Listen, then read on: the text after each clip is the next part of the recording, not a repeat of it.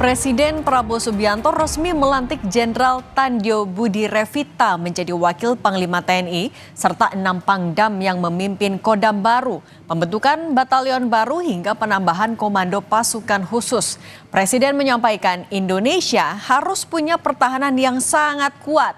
Inilah catatan Kompas TV, babak baru Tentara Nasional Indonesia.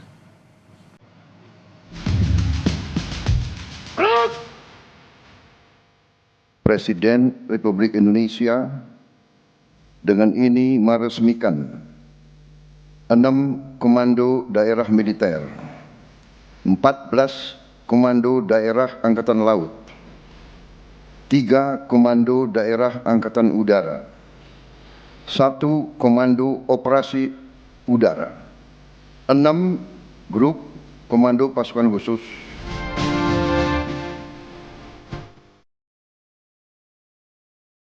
Presiden Prabowo meresmikan reorganisasi Tentara Nasional Indonesia di Pusat Pendidikan dan Latihan Kopassus Batu Jajar, Bandung, Jawa Barat.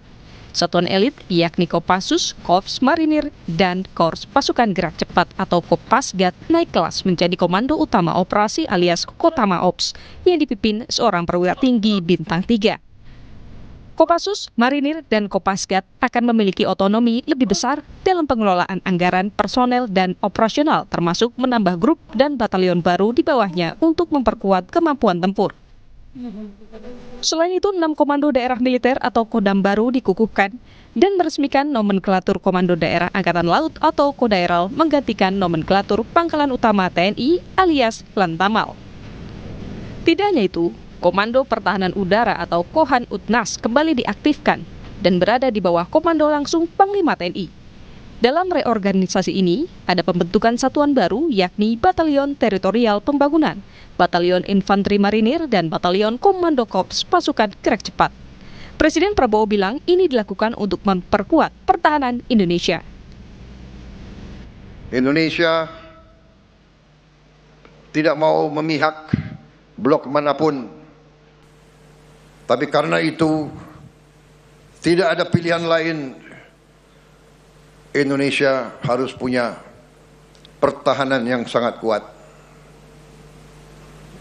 Dan untuk itulah hari ini saya melantik 6 Panglima Kodam baru, 20 Komandan Brigade baru, dan 100 Batalion Teritorial Pembangunan baru. Yang terakhir dan juga menyita perhatian, Presiden Prabowo Subianto melantik Jenderal Tandjo Budi Revita sebagai Wakil Panglima TNI, jabatan yang sudah 25 tahun kosong. Posisi Wakil Panglima terakhir kali dijabat Jenderal Fahru Rozi. Kini Jenderal Tandjo diharapkan pada tantangan yang lebih besar. Ia dituntut untuk menjadi motor operasional yang memastikan kesiapan tempur dan interoperabilitas 3 matra. Sementara Panglima TNI fokus pada arah kebijakan strategis. Tim Liputan, Kompas TV.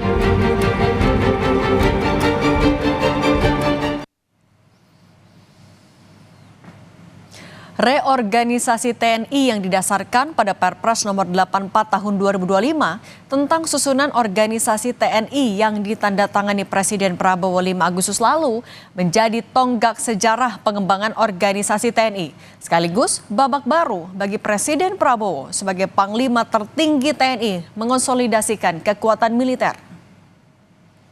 Sebagai bagian dari komitmennya untuk hadir di tengah masyarakat, menurut penasihat khusus Presiden di bidang pertahanan, Jenderal Purnawirawan Dudung Abdurrahman, reorganisasi TNI adalah perintah langsung Presiden Prabowo. Kita memahami keinginan Presiden Prabowo memiliki tentara yang kuat untuk menjaga kedaulatan negara. Kita juga setuju, pengembangan organisasi adalah hak internal TNI. Namun, reorganisasi TNI tentu tidak murah dan akan berdampak pada perubahan perencanaan anggaran negara.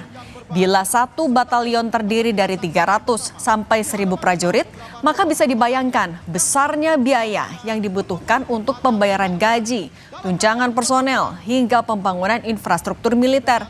Belum lagi biaya pembelian dan perawatan alat tempur yang ada. Musuh terbakar api di Cijedug. Hari ini yang Kementerian Pertahanan mengusulkan kenaikan anggaran di 2026 menjadi 184 triliun. Sementara di tahun 2025, Kementerian Pertahanan adalah kementerian dengan pagu anggaran paling besar, yakni 166 triliun.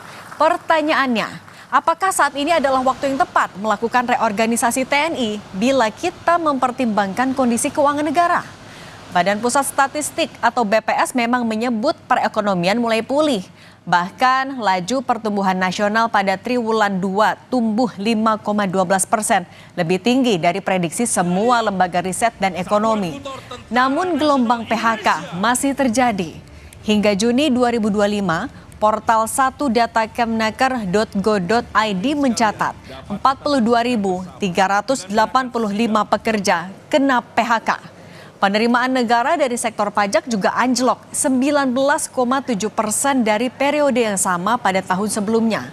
Indeks keyakinan konsumen menunjukkan tren yang terus turun dari 127,2 poin di bulan Januari menjadi 117,8 poin di Juni 2025. Kondisi ini menunjukkan tantangan berat yang dihadapi keuangan negara.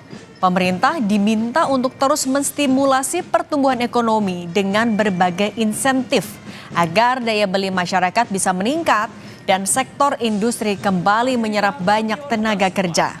Keputusan reorganisasi TNI sudah dibuat dan dijalankan. Kita tentu berharap pemerintah bisa lebih bijak dalam memenuhi kebutuhan organisasi TNI dengan posturnya yang baru. Walau sudah dibentuk dan diresmikan, tidak berarti harus segera dipenuhi secara ideal. Pemenuhan kebutuhan militer bisa dilakukan secara bertahap dengan mempertimbangkan kondisi keuangan negara. Kami hormati, terimalah salam hormat dan bangga dari Pertahanan negara yang kuat tentu penting, namun menjaga stabilitas ekonomi jauh lebih mendesak hari ini. Pembukaan lapangan kerja baru, perbaikan upah, hingga fasilitas hidup yang layak kini yang paling ditunggu masyarakat banyak. Demikian catatan Kompas TV, kita jumpa lagi pekan depan.